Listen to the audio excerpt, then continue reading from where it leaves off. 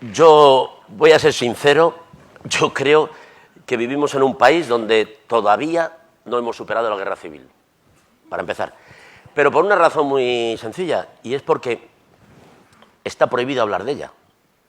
En el momento que esto le llaman reabrir las heridas. Y entonces hubo una generación que tuvo claro que había dos Españas. Entonces, a ver si algún día confraternizaban. Alguien abrió una brecha todavía mayor, en los años 30, y luego se creó un mito con la muerte de Franco, que era que con Franco el 20 de noviembre de 1975 se habían muerto 40 millones de españoles también. Porque yo nunca he dicho estas cosas, como alguna vez las he contado, desde el rencor. Yo, en mi familia todo el mundo estaba con el régimen. Mi padre había hecho la guerra con Franco y el único que era un tío, un hermano suyo, estaba en Argentina, o sea que allí en mi entorno no había nadie que perteneciera a la contestación y a la resistencia. Entonces, lo que vi es que, claro, esto no es gratis. España fue el único país donde el fascismo venció y además se quedó 40 años, porque en Italia acabó palmando, en los nazis ya sabemos lo que pasó con ellos, y luego encima vinieron las tropas que liberaron, y entonces, bueno, pues aquí se hizo una especie de convenio, pero a nosotros nos dejaron solos, y nos dejaron solos con una dictadura que entonces, ahora ya no se debe decir así, pero que estaban muy orgullosos de llamarse a sí mismos fascistas y de ser aliados de Hitler, y de etcétera, etcétera. Y que incluso durante muchos años después se seguía hablando muy bien de ellos. Yo pertenezco a una generación donde los alemanes en los tebeos eran los buenos. Metían, eso sí, también de buenos, para que no fuera tan descarado, metían a los japoneses, los metían de malos, que eran los aliados. Bueno, le llaman cochinas ratas amarillas. Sí. Y entonces el sargento gorila y tal les daba caña. A los japoneses, a los alemanes no. Siempre salían los alemanes, eran una cosa nostálgica. Yo me he criado en esa España. Bueno, entonces, claro, eso tuvo una consecuencia.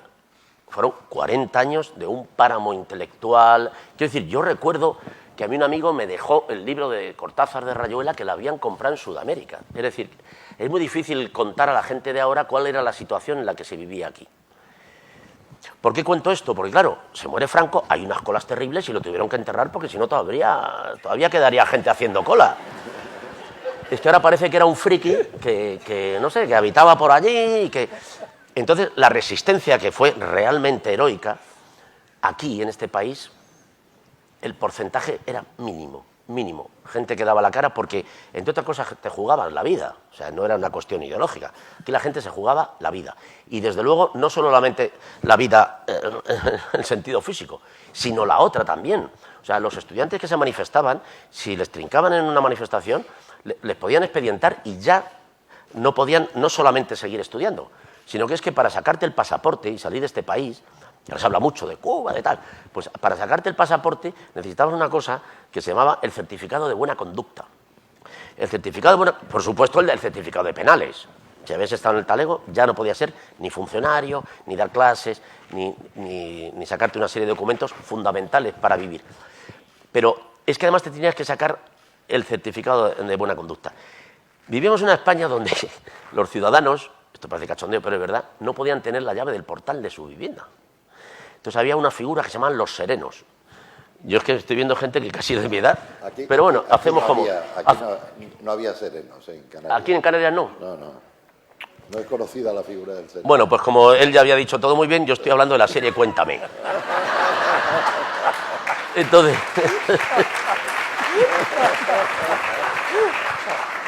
vengo a dar fe de que lo que cuentan ahí, lo que es el decorado, era cierto. Pues entonces se lo voy a contar porque era una figura muy interesante. Los serenos eran unos señores que tenían las llaves de los portales de las viviendas.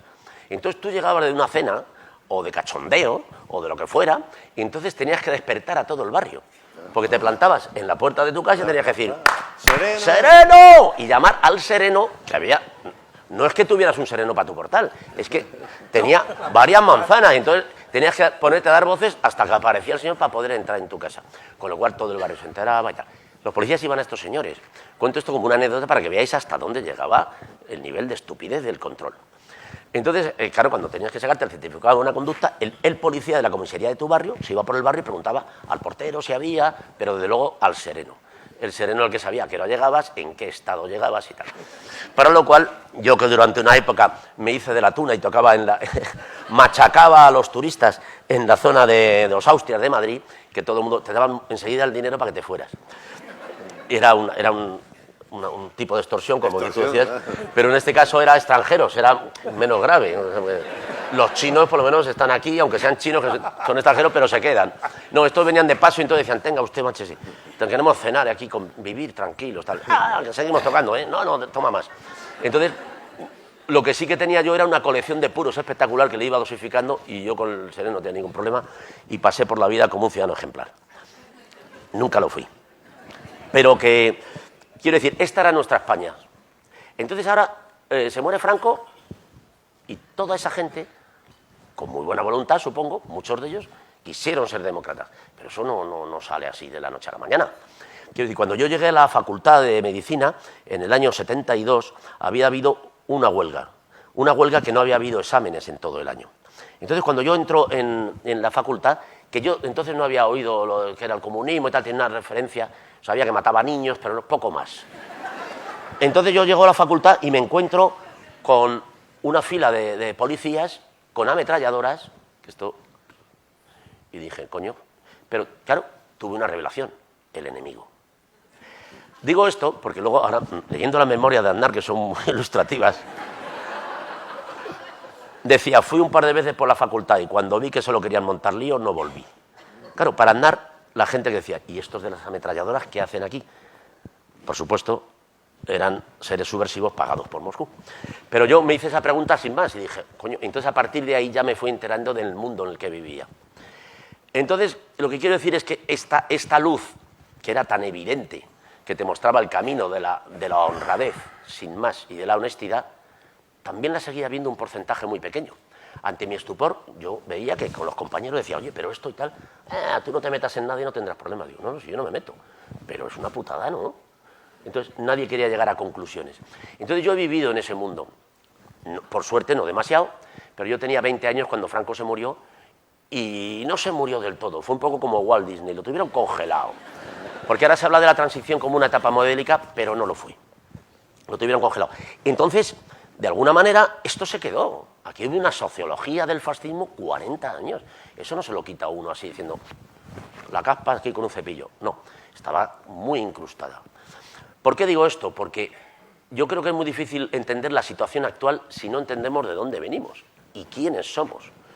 Somos un pueblo efectivamente valiente porque hay que decir que yo creo que la Guerra Civil Española es el único golpe de Estado que ha tardado 3 años en consumarse de toda la historia, porque estábamos solos y teníamos además de aliado al enemigo más fuerte, que entonces era el ejército alemán. Es decir, esta guerra estaba perdida desde antes de empezar. Europa nos dejó en la estacada y nadie quiso saber absolutamente nada. Bueno, hicieron algo peor, aplicaron la ley, que era un bloqueo a España. Mientras ellos aplicaban la ley, resulta que Hitler hacía lo que le daba la gana porque allí no había huevos de decirle nada a Hitler. De hecho, hasta Stalin pactó con él. Entonces, aquí se quedaron. Entonces, cuando llega la democracia, es una democracia, en primer lugar, tutelada. Porque es la única vez en la historia de la humanidad donde la democracia, entre otros, la escriben los que no tenían que haberlo hecho, estaban allí. Quiere decir que cuando se hace una constitución en Alemania, a los nazis no los llamaron, por alguna razón que a mí se me escapa. Pero esto ha ocurrido en todos los sitios. En Italia tampoco llamaron a los fascistas. Pero cuando se hizo la Constitución en España, había padres de la democracia que eran ministros de Franco. Entonces, claro, hubo una continuidad. ¿Por qué? Porque esa Constitución se escribió tutelada por el ejército. La transición consistió en cómo salimos de esta sin que den otro golpe de Estado. Dieron varios, unos que no llegaron a consumarse, uno que fue frustrado, pero es que el ejército estaba todo el rato.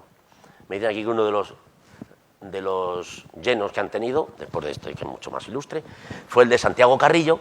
Pues yo recuerdo que la simple legalización del Partido Comunista provocó la dimisión de algún ministro, entre otros creo que fue Pitada Veiga, que era entonces ministro de Marina, y otros que se negaban a darle la mano, etcétera, etcétera.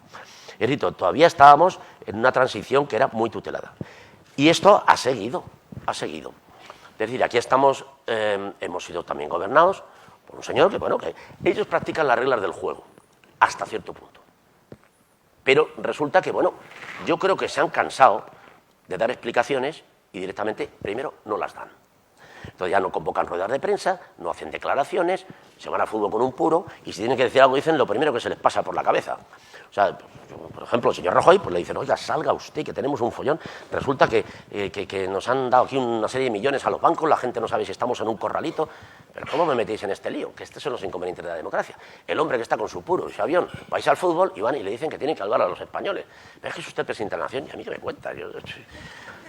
Si el presidente de la nación no puede ir al fútbol, ¿quién coño puede ir al fútbol en este país? Esto es el caos y la anarquía. Entonces, al final tiene que salir. Y como tiene que salir apresurado, dice, primero, que esto no es un rescate ni nada, que es un préstamo a la banca que era falso. Y segundo, que no solo no le han impuesto condiciones, sino que es él el que ha puesto de rodillas a Europa. Y entonces se va al fútbol tan tranquilo. Claro, esto provoca un lío en Europa, porque en Europa tienen la costumbre de decir la verdad, aunque sea chunga, pero en declaraciones oficiales. Entre otras cosas, por ejemplo, en el Parlamento británico hay una, no sé si es una ley escrita, pero me lo contó un periodista de la BBC que me decía que si uno miente en sede parlamentaria, y esto es muy fácil de ver, porque luego aquí nos podemos tirar 6 meses buscando la verdad. Pero decía, si miente en sede parlamentaria, no le dejan entrar en el Parlamento. Dije, coño, es que aquí es que no les daría tiempo a jurar el cargo. O sea, entonces...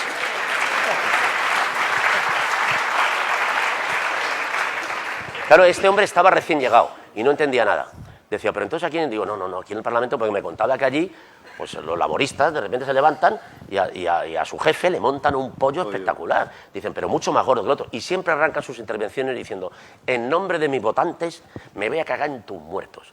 ¿Por qué? Porque además a él le va el cargo en ello. La gente le vota para que le represente. Esto aquí funciona de otra manera, estos son como club de fútbol. Entonces yo le decía, no. El hombre llevaba poco tiempo. Me estaba haciendo una entrevista y le acabé dando una lección de historia desde un punto de vista que es el que yo tengo, que es desde el desprecio absoluto. Entonces, le contaba, digo, no, aquí puedes mentir, pero solo tienes la única posibilidad, la única forma de abrirte la puerta hacia la vida civil y abandonar la política es llevarle la contraria a tu jefe. O sea, tú puedes ser un delincuente, tú puedes ser lo que te dé la gana.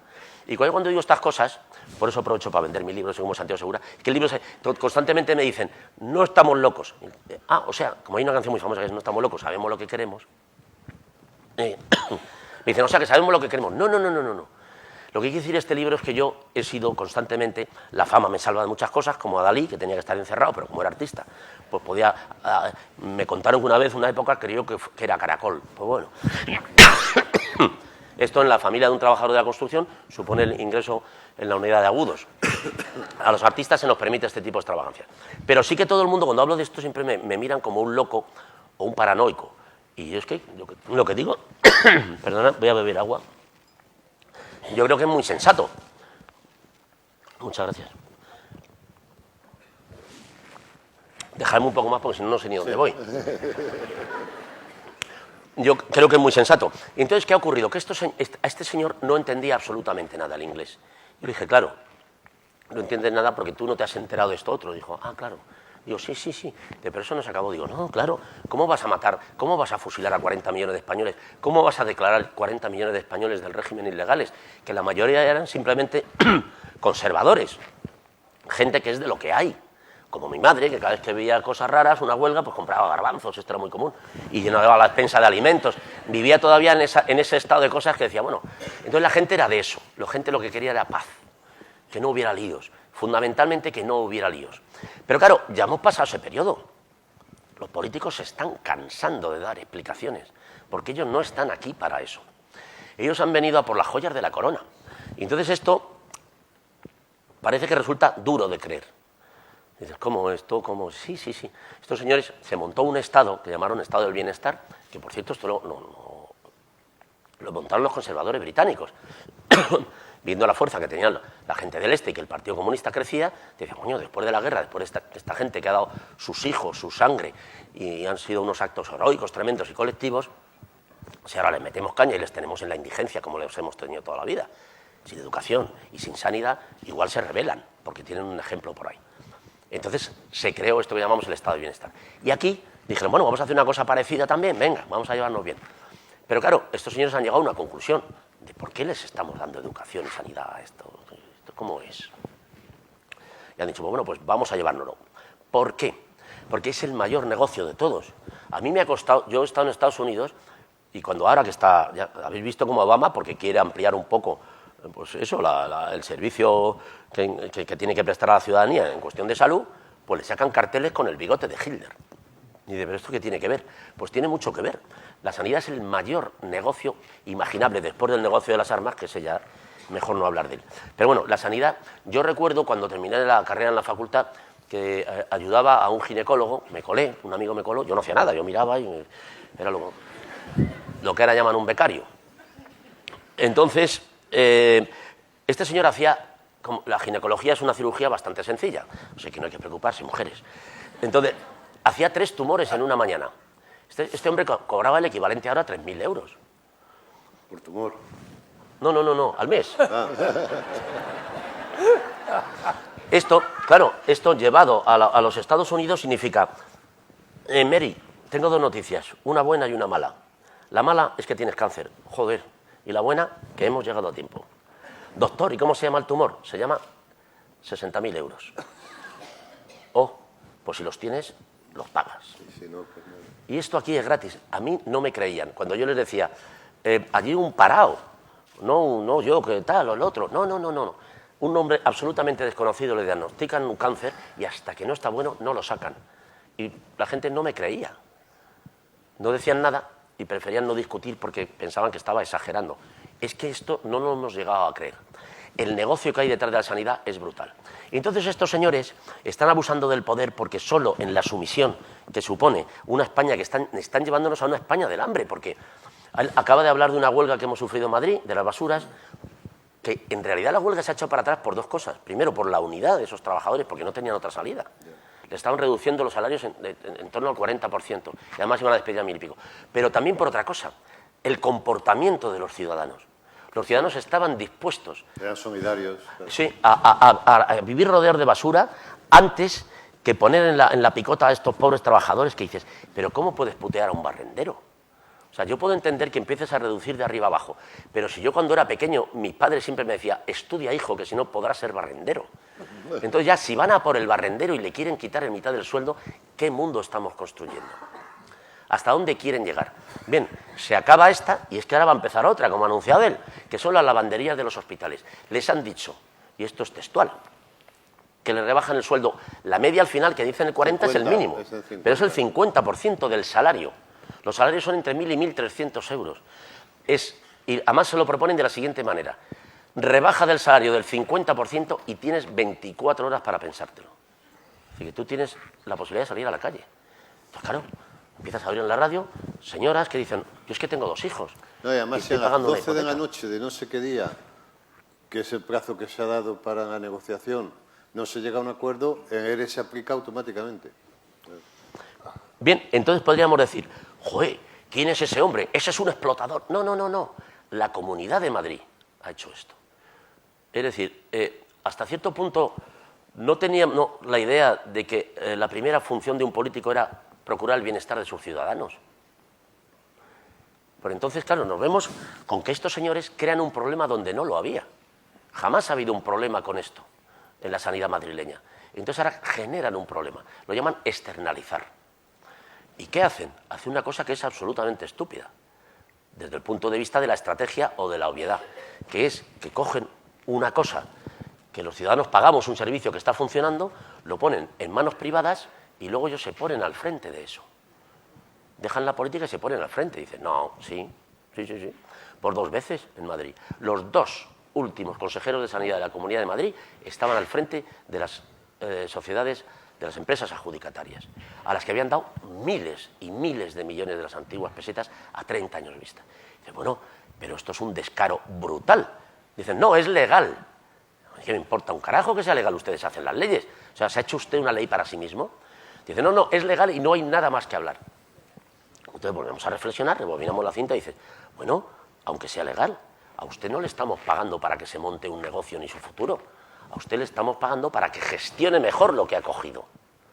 Y resulta que no, lo deshacen y se forran. Pero para eso tienen que generar un espacio donde la gente esté absolutamente aterrorizada. Y lo están generando.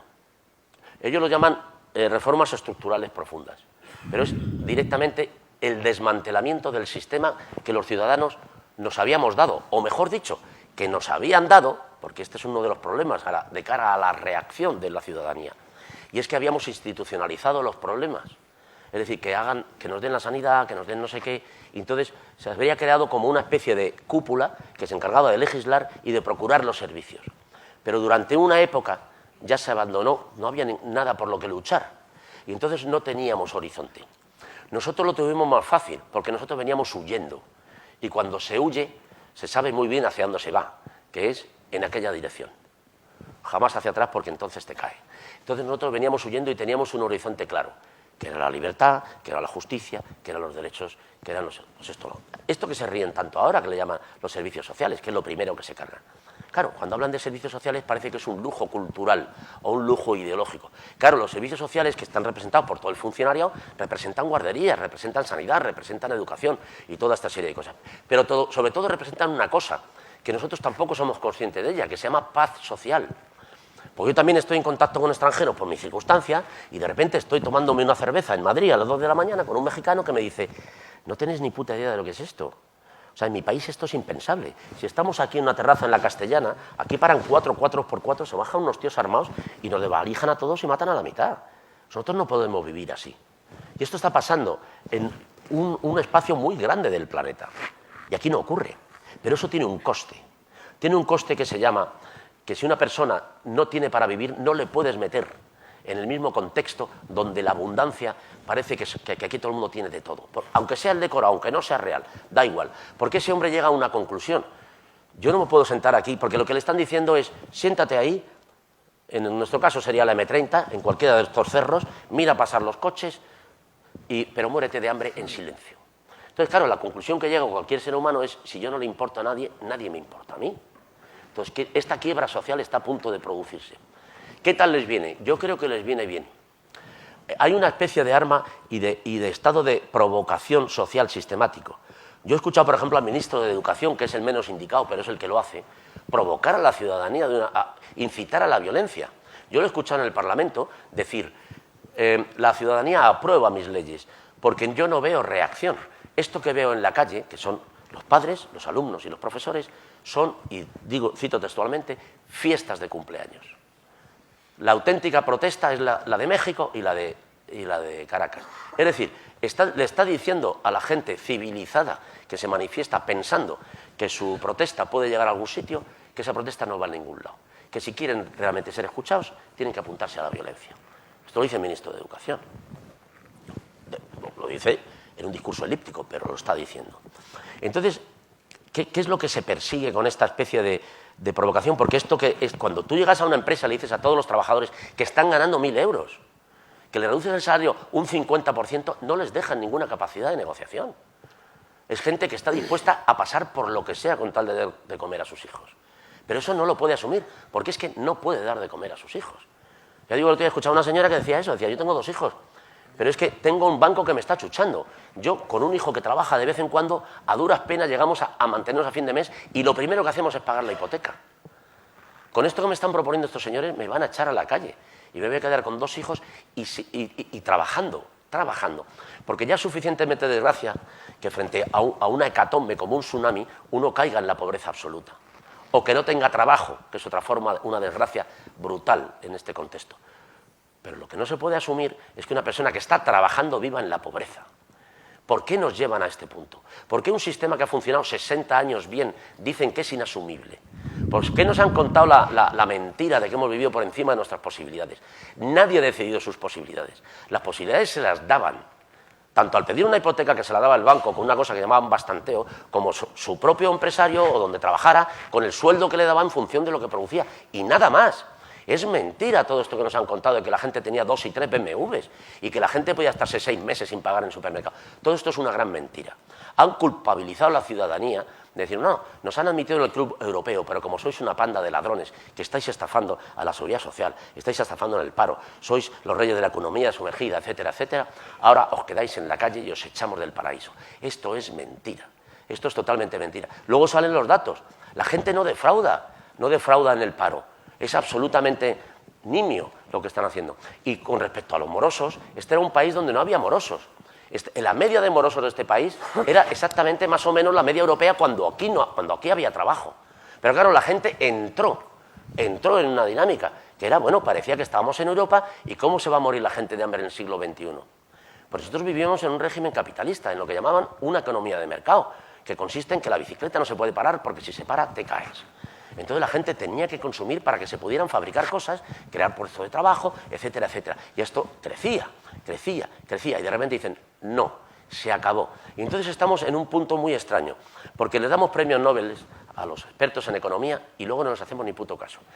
Están diciendo, oiga, si usted resulta que reduce tanto los salarios, si aquí hay tanto paro, si usted anula el poder adquisitivo de la ciudadanía no puede consumir y esto se va al carajo. Esto lo están diciendo todos los días. Entonces, ¿qué sistema están persiguiendo?